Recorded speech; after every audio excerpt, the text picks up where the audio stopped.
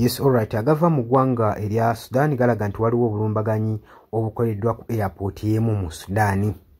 Oli ku Yugi Update TV mukwano gwange yonna gy'osinza obba ng'otuuliza webale kukola kyamaanyi ekyo okubanga otuninze in amayingo gano aga Yugi Update TV. Mwabali emitala w'amayanja nammwe mukola kyamaanyi nnyo mbalamusizaako nnyo mwebale kwekuumira ku Yugi Update TV. Wabula gwe atannatweyungako kirira wansi waliwo ekigambo subscribe kikooneko obeere ng'otwegattako ddala bulungi nnyo mukwano gwange ampuliriza. Abali mu diaspora lwa ludda yonna buli nsonda gy'osinze okuba ng'owuliriza amayingo gano aga Yugi Update TV gwe asinga. Amawulire agava mu Sudan galaga nti nno RSF drone zigenze ne zikola obulumbaganyi ne zikuba airport emu. Ne bakuba airport emu eri mu Northern States mu Sudan. Kigambibwa nti nno Dongola yemu ku airport zino ezikubiddwa.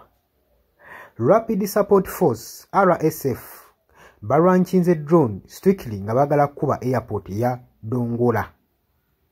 Era wenjogerera ekubiddwa eri esangibwa mu Southern Sudan mu Sudanese Northern States.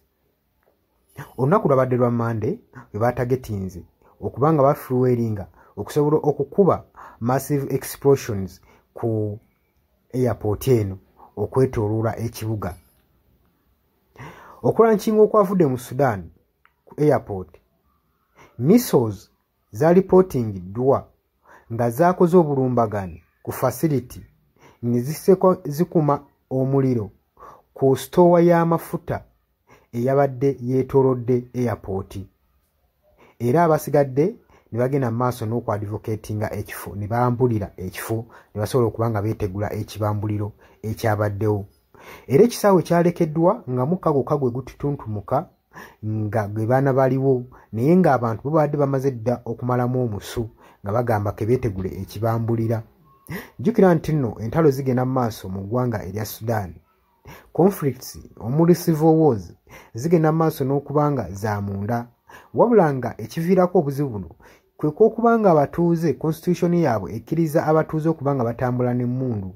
So ensinga zino west kiba kizibu nnyo zisanga ng'olutalo lukoze eki teruliimu.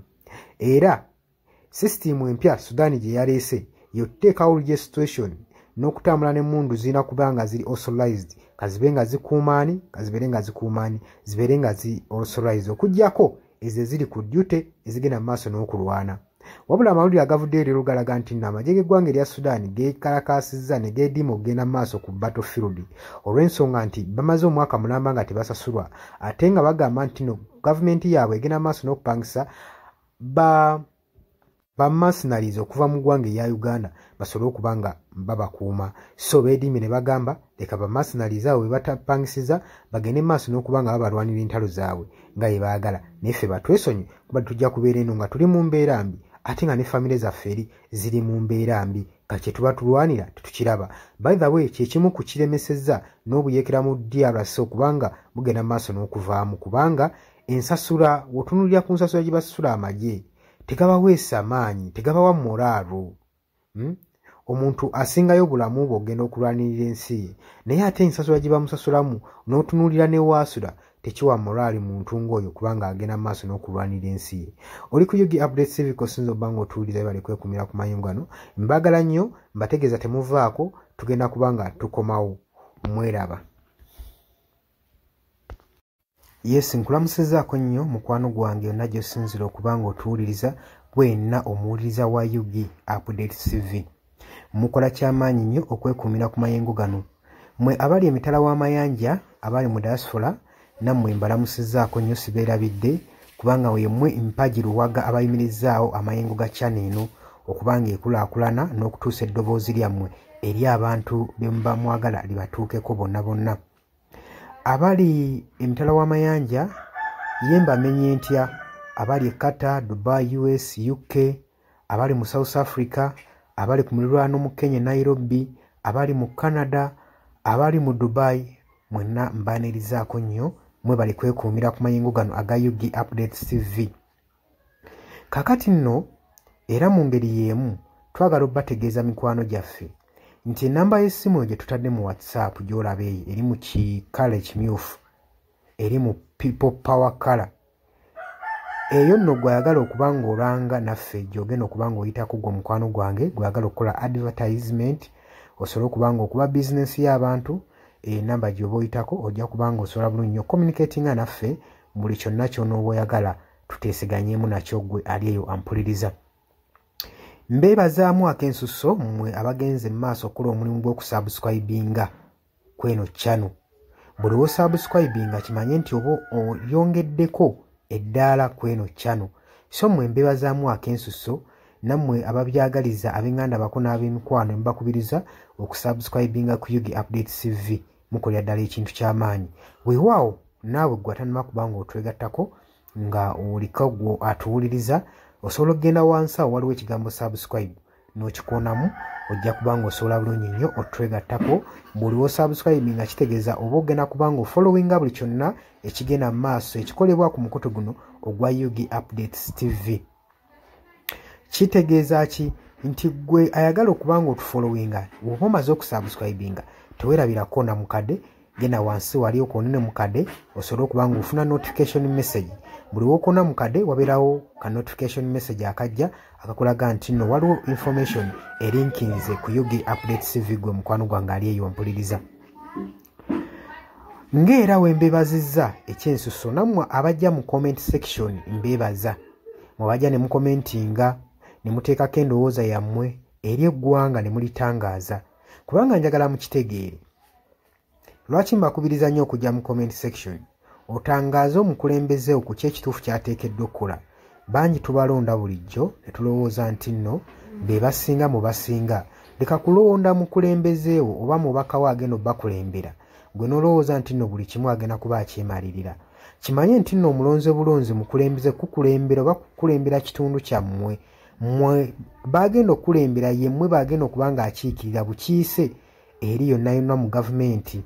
So si kyandibadde kya bwenkanya omulekera obuvunaanyizibwa n'otamu advisinga.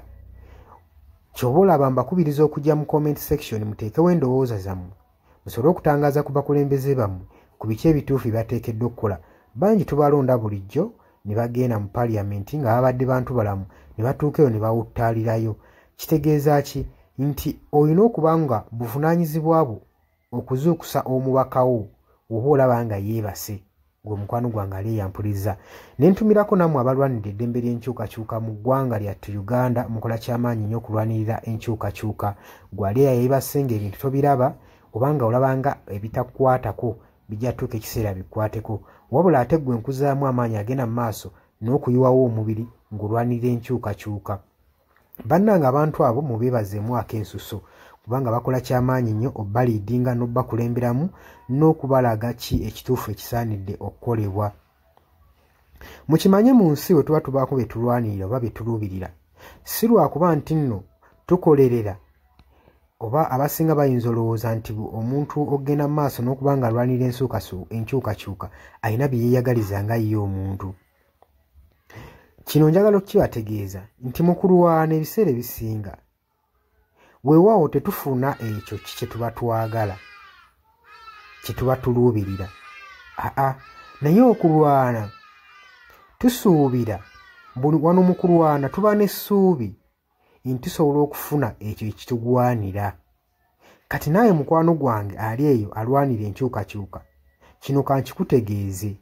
Wandibanga nno oli eyo olwana nga tumanyidde ogenda kifunamu, weewaawo oyinza obutafuna ekyo ky'oyagala, naye osobola okufuna ekyo ky'ogwanira.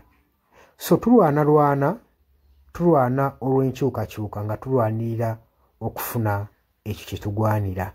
Kati gwe mukwano gwange ky'ofuna kye kiggwanira eyo gy'oli. Wandibanga ky'oyagala okifuna naye kye kiggwanira.